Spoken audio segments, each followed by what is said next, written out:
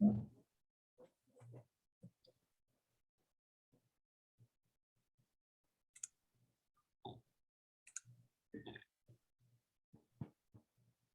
we are. Yay.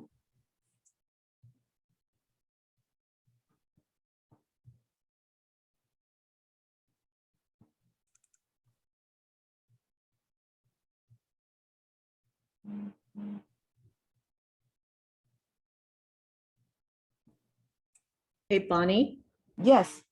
just to give you a heads up for the Gold sponsor to include 10X because they just came on and it wasn't updated on the PowerPoint. So just Got it. remember to give Good them a idea. shout. Good Okay, point.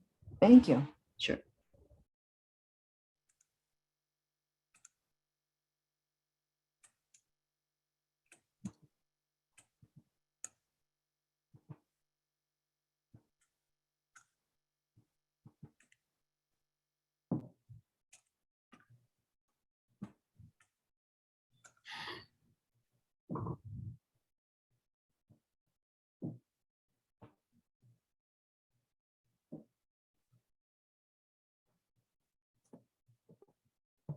So I think we are good. We are at 5 after 12. Good afternoon, everybody.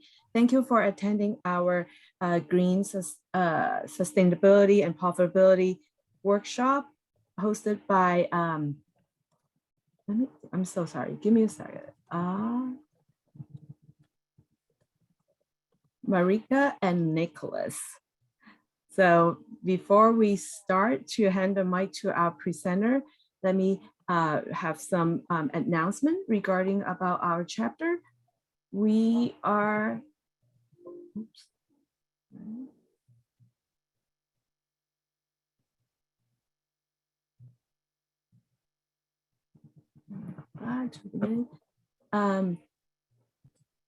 So we want to recognize our volunteer, our board of directors really quickly.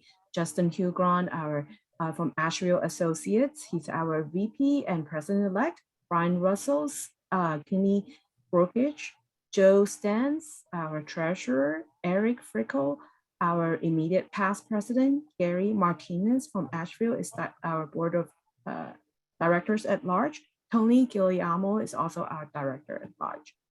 Thank you for all the volunteers and our committee chairs to donate their time to help us have an exciting year. And we couldn't do it without our sponsors, our platinum sponsors, Mainstream Escrow, Go sponsors, CoStars LoopNet, and also 10X, Farmers Insurance, silver sponsors, Asheville Associates, Asset Preservations Inc., Green Economy, Perch Wealth, and Union Bank. We always have room for more sponsors and look forward to have more sponsors to come on board. And also, if you haven't renewed your membership, it's never too late. Please renew through our national CCIM chapters or CCIM Institute, and it will renew you for the local chapter. We are the SoCal, Southern California CCIM chapter. Some basics information about our chapter. We have over 120 members. We are looking forward to over 12 events throughout the years. I think we already reach and exceed our sponsors' goal, but we're always looking to have more to join our party. One of our next events is the syndications workshop for crowdfunding hosted by Gene Trowbridge. This is a 2-day workshop, 90 minutes a day, and it's exciting to discuss the behind the scene about syndication sponsorship, sponsoring projects and putting together the funding, alternative funding options. If you are pursuing the CCIM candidate destinations, our next deadline for the exam, for the spring exam at Charlotte, North Carolina is November 11th. So mark your calendar, register for the exam for March 11th, 2022. Here are some of our courses that we'll be hosting in our Inland Empire location, meeting at the Inland Empire Realtor's office. Foundations will be in April, CI 101 in June, negotiation in July, CI 103 in August, CI 104 in November. So it would be exciting new venue and ability to also learn more about the Riverside. It's going to be in Riverside location. One of the items that I do not have it on the slide, we also have a case study event on March 22nd. The email and the information will be coming out shortly, and it's a limited members only event.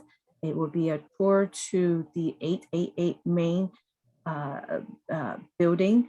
It used to be an office building, and it went through the adaptive reuse and converted into apartments, a multi-family apartment building. So it'll be exciting to see how it all come together.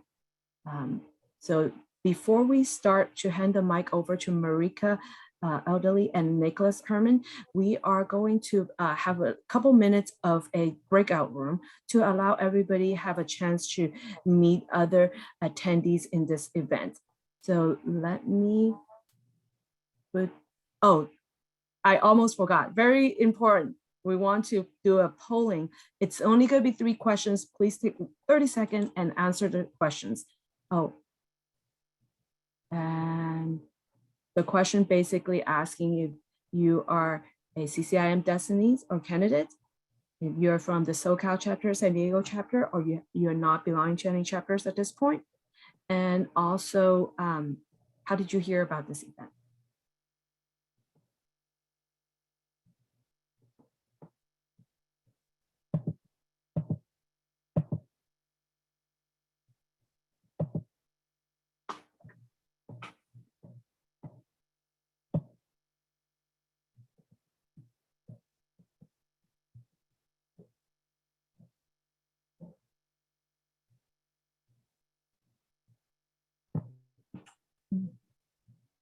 Great. 5 more seconds. I'm going to close the poll.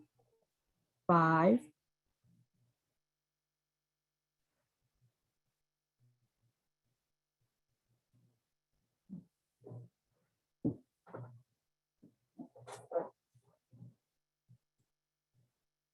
So very quickly, we have overwhelming of up and coming or future CCIM. We have 85% of non-CCIM Destinies of candidates.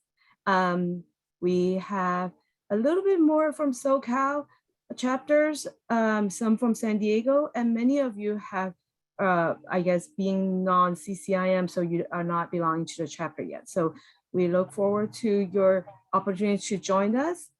And how do you hear about us? From SoCal CCIM email distribution, majority of you, and some are from friends and colleagues, and some are from San Diego email distribution.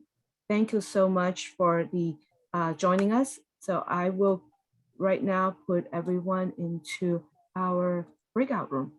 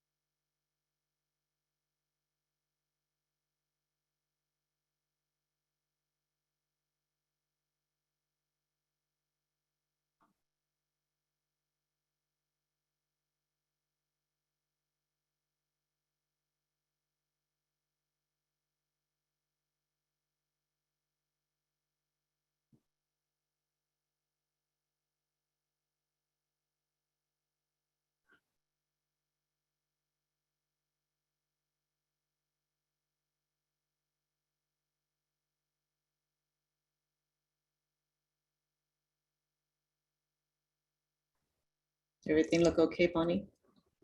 Yes, I have people are not in breakout room.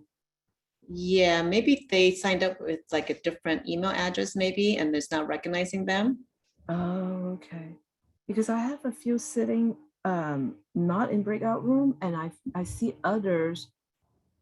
I'm looking at the breakout room that I can see who under next to the name is shaded. It says not joined. Mhm. So I just want to make sure there's no room that has nobody in there. Sounds good. Thank you so much.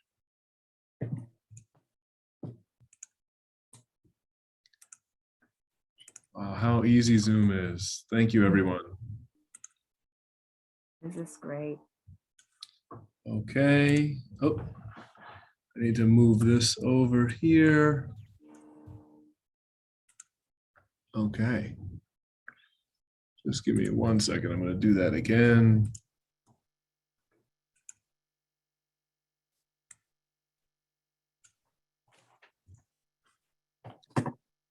Okay, we're good to go.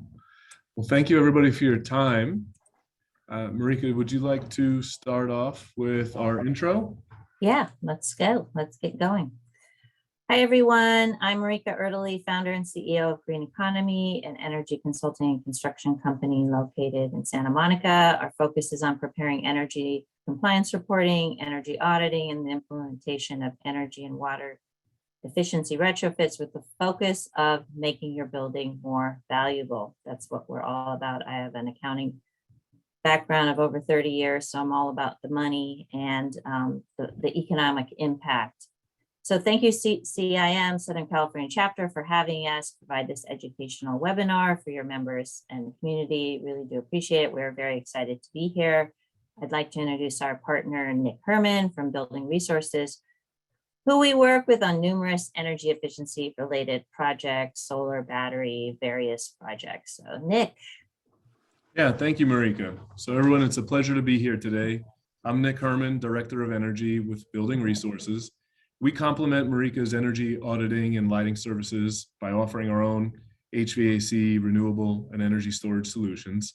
In addition to construction, our firm focuses on real estate development and has a capital side as well. So what are we going to talk about today? We're excited to discuss the following areas. What exactly is happening in California? As we know, it's a leader, so let's look at that. What are energy disclosure laws and why are they important to understanding your commercial real estate?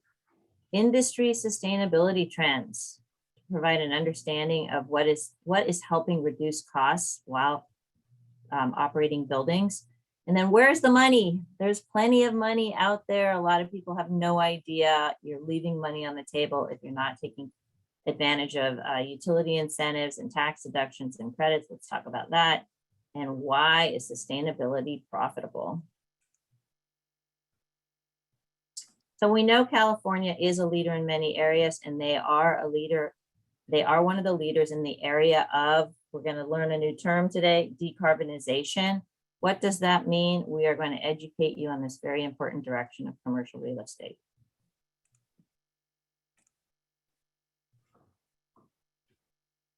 So there are basically two types of decarbonization, and one is the building sector, and then the other part is the grid. Let's just first focus on the building sector. What buildings generate about 43% or so of the carbon that's out in the atmosphere. Carbon is bad. It is not good for the climate. It is not good for climate change. And because buildings do produce so much carbon, it is a big focus right now to decarbonize them. What does that actually mean? It means you start eliminating gas consuming equipment and appliances in buildings. So AB 83232, which is focused on this, is actually, if you look at the trajectory here, is that new buildings and carbon neutrality, which means no carbon being created, is the goal by 2045. How are we going to do that? You've got to remove gas out of the building, and you have to reduce the efficiency of the building.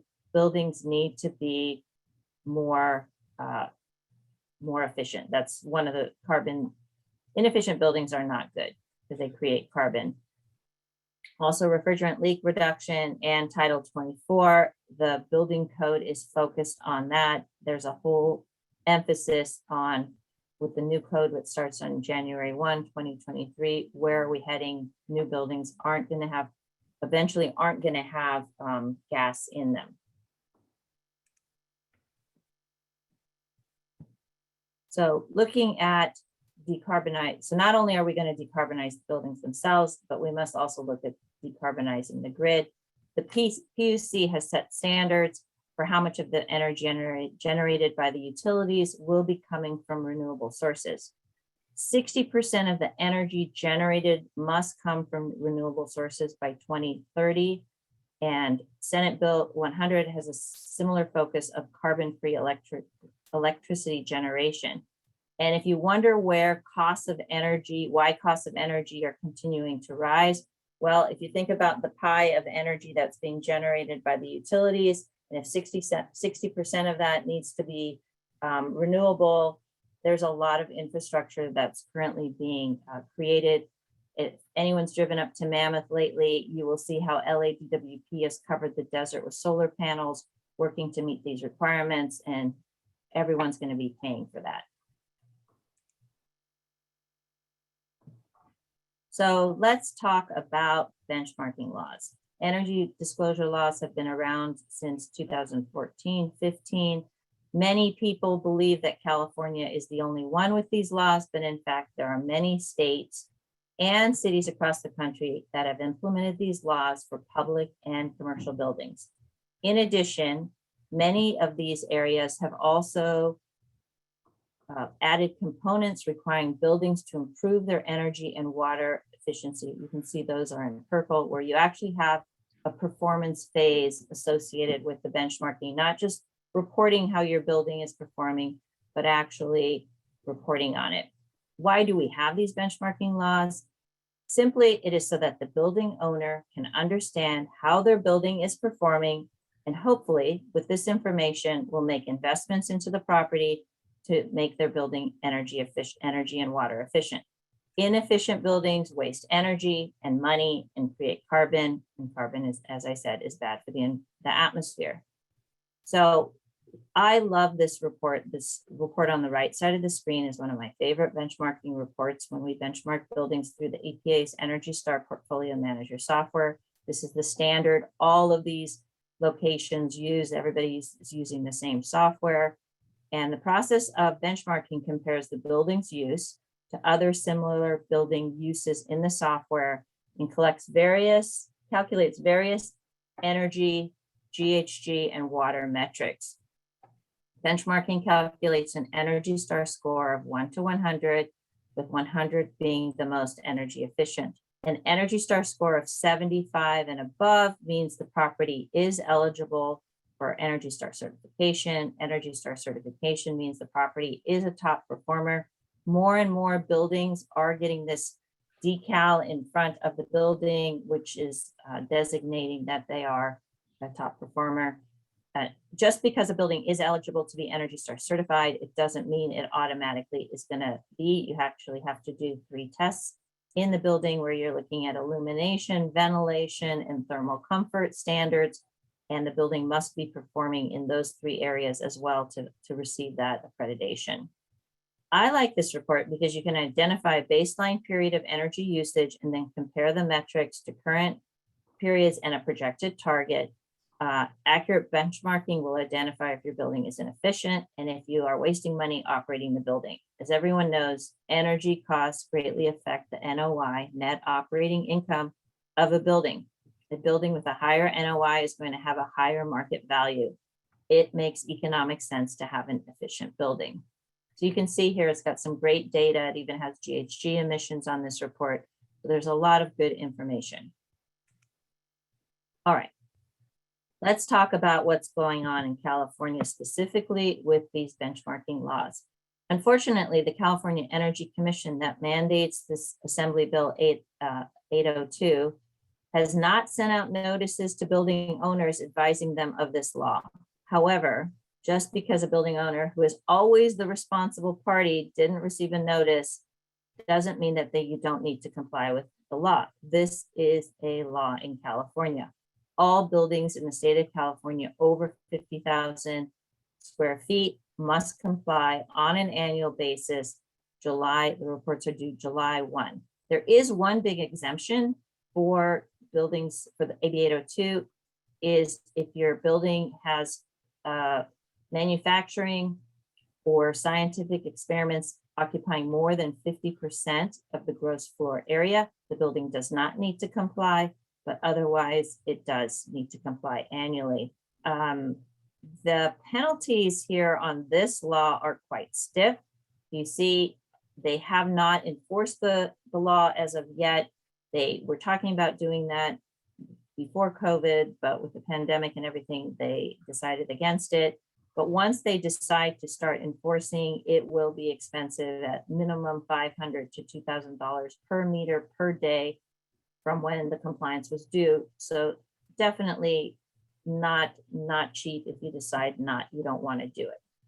Now let's just sit and just take a moment and look at the city of LA. Next slide. Okay, there we go. No, one back, please. Perfect. Okay. So the city of LA has sent notices out. Their ordinance is called, we call it affectionately EBW.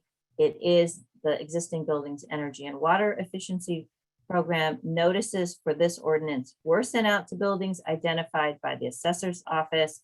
And these notices are sent out annually to building owners of buildings over 20,000 square feet.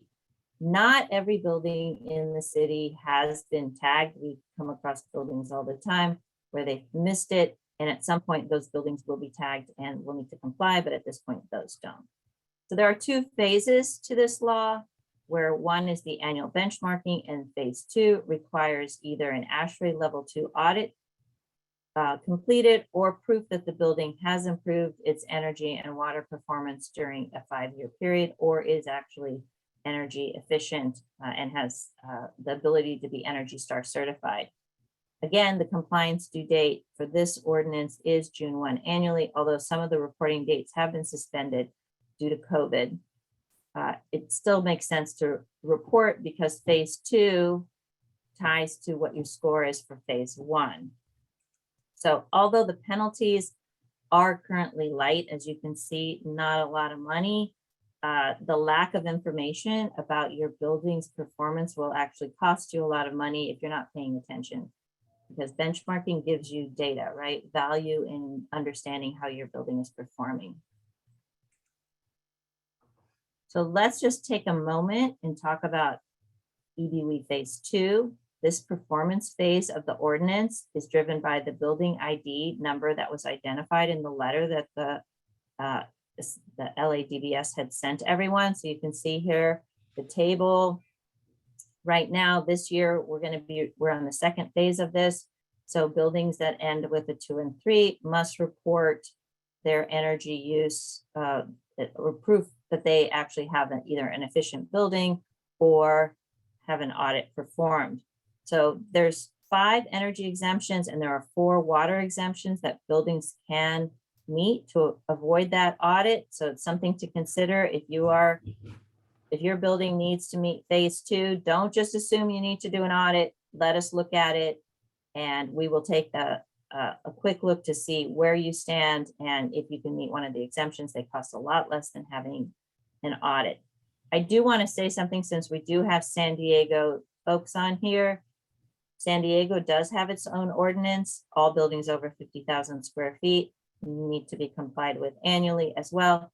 New law, also not on here, but I want to mention is Chula Vista has come up with its own law for buildings over 20,000 square feet needing to report in March of this year and 20th, and all buildings over 50,000 in May 20th of this year. The city of Chula Vista has also come up with a performance phase similar to city of LA, where you can't just be okay with having your building not be efficient. You actually need to do it and they actually have some enforcement mechanisms. So we do all those reporting as well. It's just everybody's kind of moving in that direction. Thanks, Marika. It's a lot to bite off for sure. Yeah. A lot of details. Okay, so thanks. I'm going to talk about the latest industry trends and technologies on these next few slides. Something I'm dearly passionate about. We both are. Marika talked about California. So I just wanted to mention that on a national level, since 2010, there's been an incredible decline in electricity generated from coal and a steady increase in natural gas and renewable electricity generation, as shown in this chart here. So while 50% cleaner than coal, natural gas is still a fossil fuel that emits carbon dioxide when it's burned. And so our ultimate goal is to have a carbon pollution-free electricity source. As Marika said earlier, the first step we take is to benchmark our buildings so we know exactly where we are. The very next step is to implement energy efficiency measures that make an immediate impact on your energy consumption and your utility costs. By now, I'm sure almost 100% of you on the call here have done your LED lighting conversions. If not, that's something that definitely makes sense across the board. Other items that you can look at for your facilities are networkable thermostats, lighting controls, and plug load management. These all give property owners and managers the control needed to further reduce your energy costs. For those of you with central plants and larger systems, those also take in-depth analyses. This was kind of focused on like the light, quick measures that you can do, but certainly central plant modernizations and air conditioning equipment retrofits also fall into this category. I like to say you can't manage what you can't measure. And so adding energy monitoring and space use monitoring to your facilities provides the data needed to make operational decisions. So that third bullet that's on the right there. Imagine finding out that all your lights are on through the night, or that you have common space not being utilized, or a bank of offices that just are never used. So some of these new technologies can really help us maximize our space and make it as efficient as possible. EV chargers are a value add for your property. Whether you provide this feature for your tenants or use it to attract visitors, EV charging is a necessity for the future. Installing EV chargers with the correct software on them future-proofs your building, and it allows you to generate additional income for your facility. There are utility and state incentive programs that are allocating millions of dollars to EV programs, but the funds are going fast. In fact, LEDWP's program is fully prescribed or subscribed as of a month or two ago. So just like software as a service, we now offer EV as a service, which is a no capital way for you to get EV chargers installed on your property, and then just pay a monthly operating fee for for the payback of the install and the maintenance. And you can offset that through income generated from the EV chargers. So money's going fast, big initiatives across California to electrify the fleets and reduce the emissions from vehicles traveling on the streets. To make sure I get to the next slide properly, and it's this one here. Okay, so beyond EV, we're here to talk about battery energy storage, also known as BES. So why battery storage? Well, with the influx of solar production feeding back into the grid during high sun, utility companies have shifted on-peak demand charges to 4 to 9 p.m. I'm sure many of you have seen your utility bills skyrocketing, or those of your tenants' bills skyrocketing as well, maybe complaints there. So LEDWP, for instance, has a ratchet billing rate where you're charged at a peak demand for the next 12 months. So whatever energy rate you hit, the highest you hit, you're billed at that rate every month for the next 12 months until you find a way to lower that. Basically, it's increasingly important to minimize your demand charges and take control of them during peak times. So battery arbitrage is a strategy where you charge your batteries during times of low energy cost and then deploy them at peak times during the day. As you can see at this graph on the left of 15-minute interval data across an entire year for the facility, you've got these purple plateaus, which are proof that battery storage works. it's capping off the peak demand charges during those times. One of the notes to call to attention here too is we've seen peak demand charges as high as $35 a kW and even upwards of like $60 a kW for certain clients. So depending on your energy usage, this can be very, very impactful. Yeah, I think one thing to say is that Edison has really changed this charge. Even though their charge, like Nick said, the LADWP, once you peak that 15-minute increment, you pay as a facility charge for 12 months. Edison territory, you just pay every month and it starts over. But if you actually look at the details of your bill, that KW cost is continuing to rise every period. And in the summer, we saw, I think it was $84 for a building per KW. So it is really expensive. So on this slide here, talking about solar and battery storage, the last slide wasn't to say, with solar producing in the day, so get a battery for night. It's not to say that solar is not good. So in the comparison on the left, on the screen here, we can see solar production represented by the red bars during the high sun portions of the day. In the bottom solar and battery energy storage graph, the red bars are slightly shorter because some of the solar energy has been directed to the batteries and deployed during peak times, which are shown in green. That's that 4 to 9 p.m. in SCE that Marika's talking about. So for any facility, it's critical to look at 15-minute interval data and perform a solar and battery storage analysis to determine what the best and most profitable solution is for your site. It's becoming increasingly important to combine these two technologies. Turn it back over to Marika for utility incentives. Thanks, Nick. So there is so much money out there from utilities. And I speak to people all the time that do retrofits and I'm like, did you do that? Did you take advantage of the incentives? And they're like, no. So really, it makes no sense to do a retrofit project on a building and not take advantage of the available utility incentives. It is free money. So right now, there are all kinds of SoCal Edison incentives for SoCal REN, which is multifamily program for Edison and gas company customers. If your building is in a DAC community, disadvantaged community, the incentives are even more. There's another program, commercial, industrial, multifamily, run through Wilden, which is a third-party program. Also in Edison territory, over 200 types of retrofits available. And then EV charging, as Nick had mentioned, there are all kinds of great incentives for that too in Edison territory. And since gas creates carbon, but the gas company is still under pressure to build out their infrastructure and their costs will be rising. So incentives are also used to encourage building owners to reduce their consumption. And at $75 per door, it can be quite lucrative to use these programs to help save domestic hot water system retrofits, things like that. You must do at least 3 measures within that area, but it can make quite a bit of a difference. So this one is kind of near and dear to my heart. Since many cities are developing reach codes to build at a higher efficiency, I heard that Pasadena currently has one that they're considering that is even beyond code.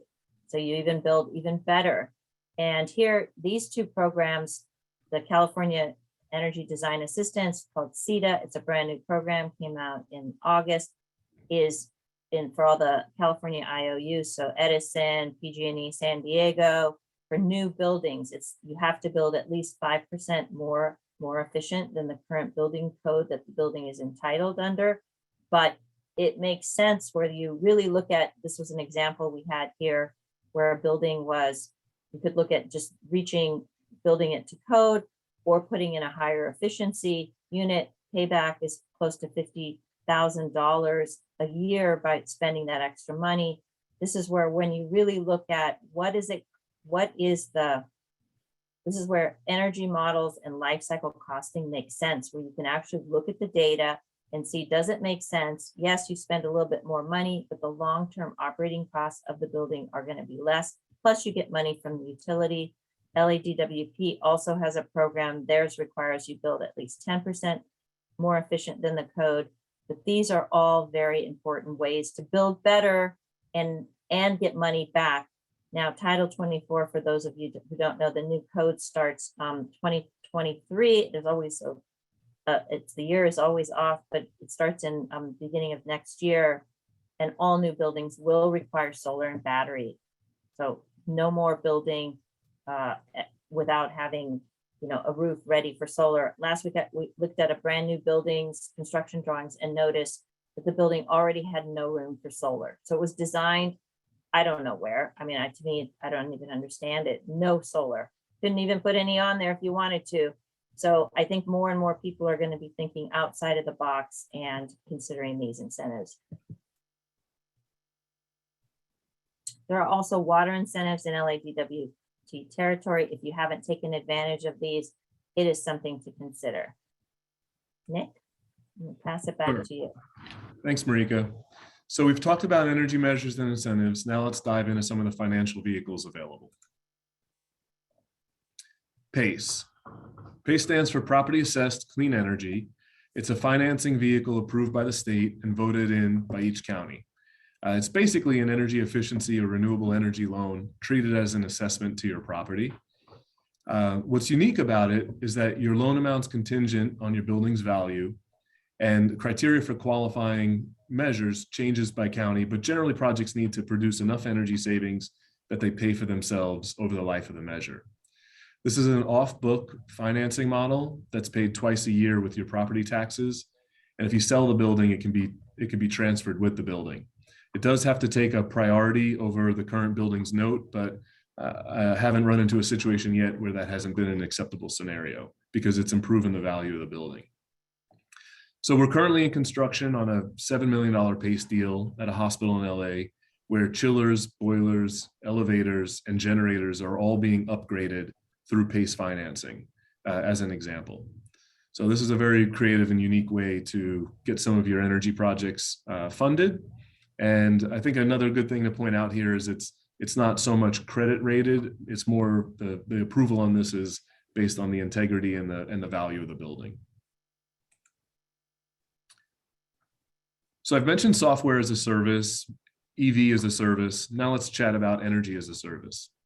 This is another creative financing approach that's off book, treated as an operating expense, and can allow you to perform energy projects and system modernizations with no CapEx outlay.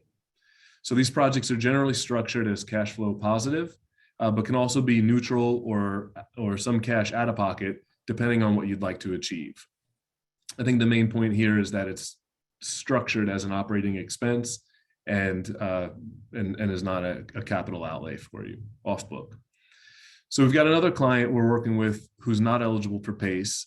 We are almost complete with an energy as a service lighting job that's cash flow positive, like what you see in this graph here. So the savings are helping, pay for the project, and there's net positive cash flow.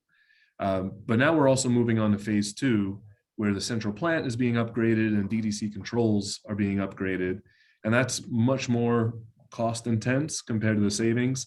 So it's actually slightly out of pocket each month, but still treated off book, and a creative way for that client to get those projects completed without the capital outlay. Okay, so that covers that. So solar and storage purchase options. While both PACE and energy as a service will work for solar and battery storage, we also offer the more traditional method of a PPA, which is a power purchase agreement. So in this model, there's no out-of-pocket, and the customer simply pays for the power generated by the solar system at a reduced rate to what's currently being paid to the utility.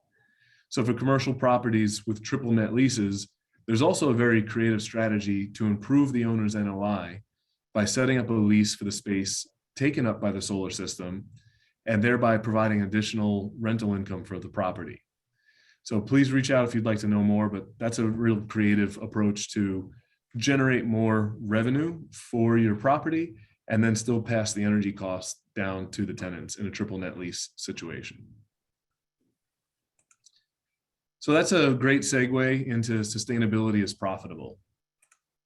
outside of the codes, we know that this has to happen in order to get everybody to move forward. So let's talk about tax benefits. We're not tax professionals. Please consult your tax advisor. I think everybody's got to say that once, right?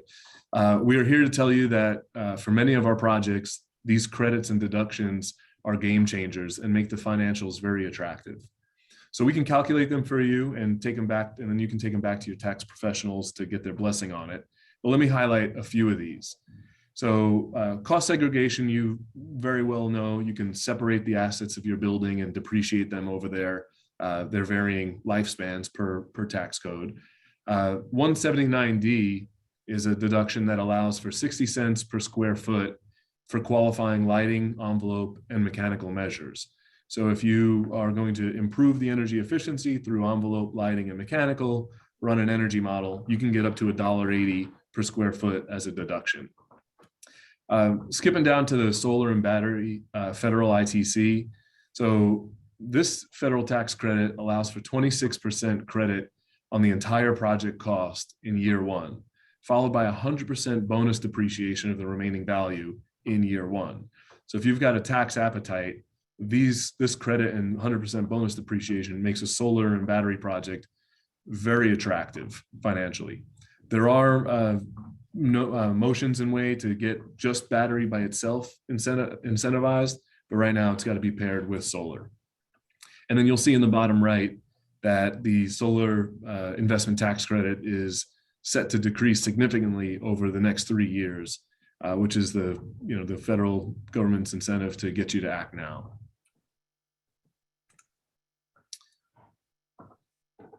So Okay. this is a good example of QIP.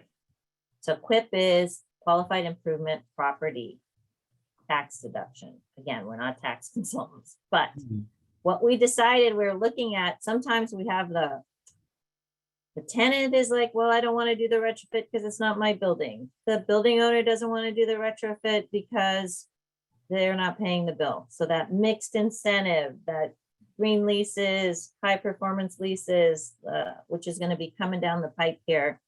We have a meeting with AIR, CRE with that focus because things are changing in how who's going to be responsible for actually doing those retrofits. And what if the city of LA's law requires that building owners actually start decreasing their carbon? And how are they going to do that if the tenant's the one creating the carbon?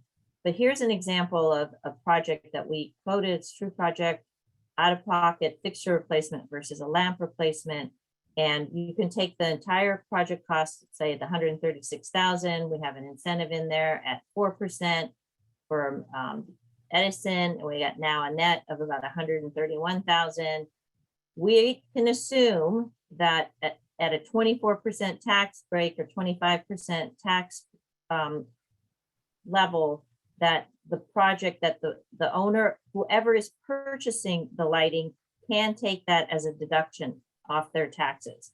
And so the tax effect of that, of the whole 131 can be a deduction. So you can accelerate it in the first year, accelerate that depreciation.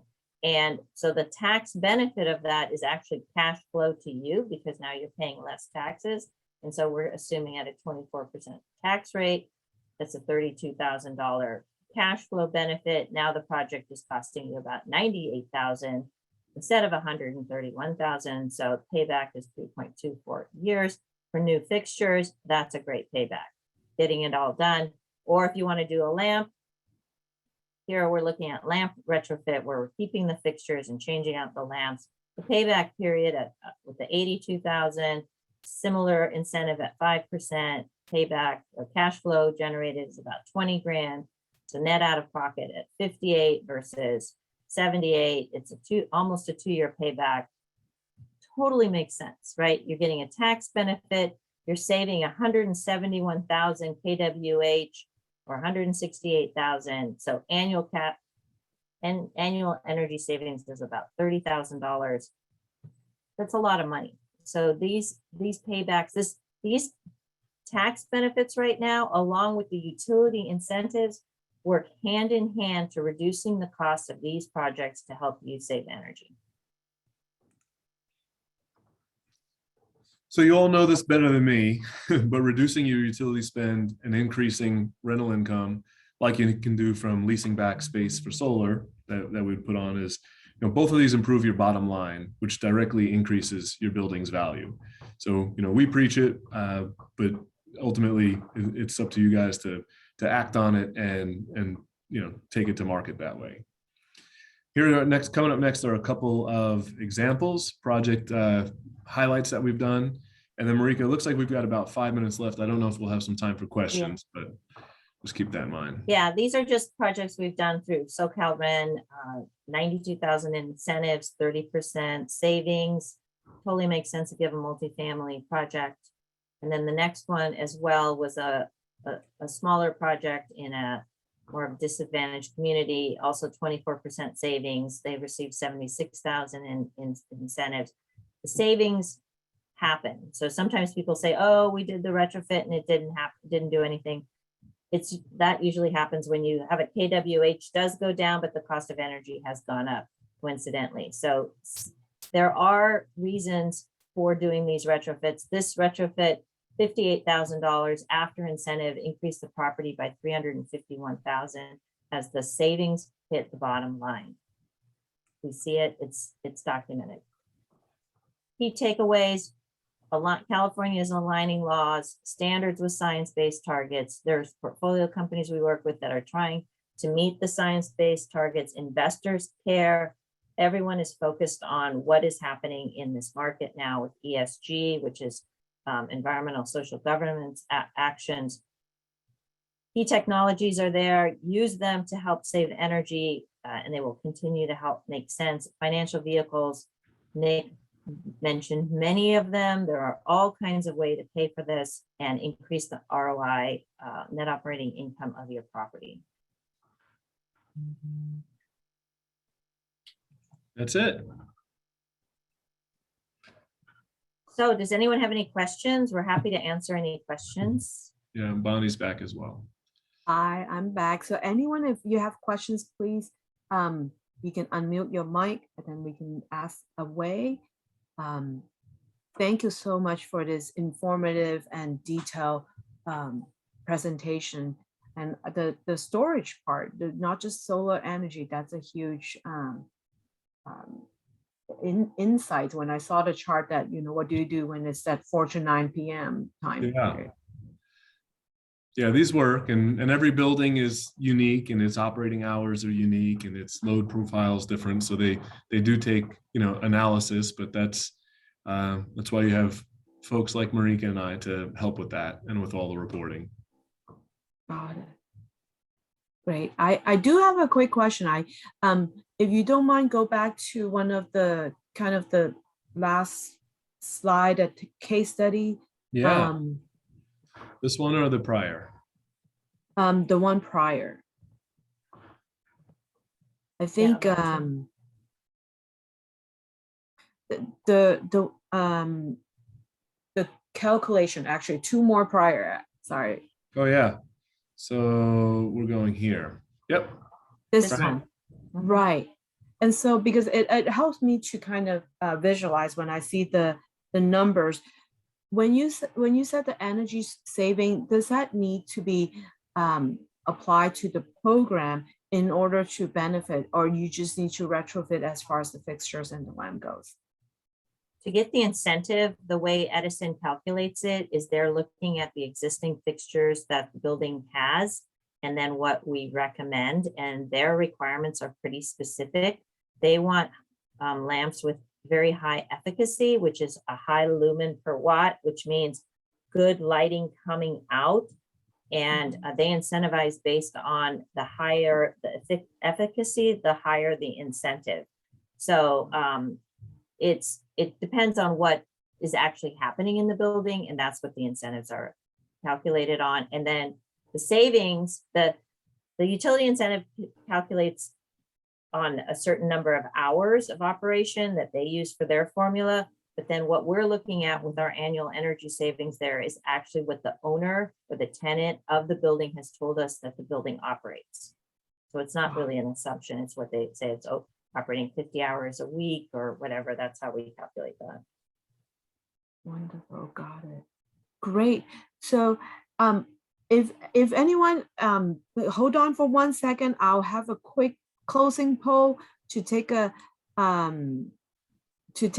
pulse of what you think about this presentation. And if you have questions, hang on, and after the poll close, we will answer some of your questions as well. And if you need to have more detail and how do we actually get into the benchmarking or any you want, how do you avoid doing the audit, we can definitely get in touch with Marika and Nick for more detail. So I give you 30 seconds for the poll. We are still having answers coming in. The question is, how's the webinar create value to you? And would you like a follow-up on the topic? And also, would you like to attend future webinars? So I have attendees, Mira Paul, would like to find out if they can get a copy of your presentation. Of course. In fact, we hope that we could distribute it to everyone that's been on the call today. Fantastic. Well, definitely, if you can provide it for us, we will send it out to all the attendees. Okay. And then also our contact information, I'll put it up, is on the back of this here. And you can reach out to either of us, and we'll certainly get on a call together and help any way we can. Great. So let me close the poll right now. We have exciting information. Thank you very much for taking time to attend, to participate on the poll. Over 50% find it very useful. 44% find it really good presentation. Thank you for both of you. Thank you. And the information on the topic, thank you for sharing your presentation. We'll share it with our attendees. Many people are interested in receiving more information. And thank you for all the attendees' time in attending. Please, we will continue to provide value to our members, and we'll provide future webinars, keep you on our distribution list. If there are any interest on any other topics related to our CCIM, commercial real estate, please do not hesitate to email us, let us know. I will also put my email address and our CCIM email address. Please do not hesitate to contact us. And thank you again for Marika and Nate. Thank you for your time. Thank you for your information. And I look forward to seeing you guys on the future activities. Thank you, Bonnie. Thanks for Thank having you. us. Thanks, Bonnie. everyone. Nice to see you again. Thanks for joining us. Thank you. Thank you. Bye.